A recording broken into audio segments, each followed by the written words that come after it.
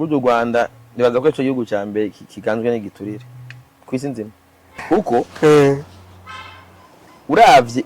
ivyo baruvugako ugaca uraba umwene igihugu wo mu Rwanda ingene inzara imyinshi ingene abayeho na hajya abanyarwanda benshi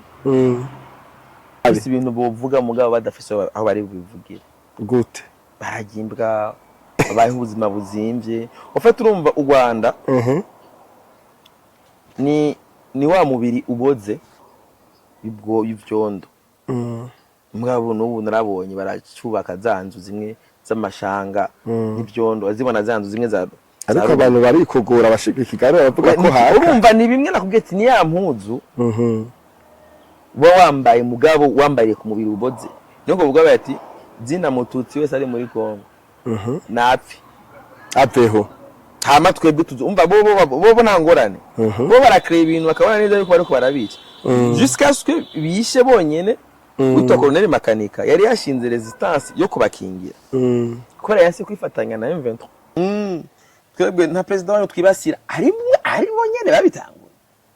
batangoje urugamba ni bonyene batangura kwibasira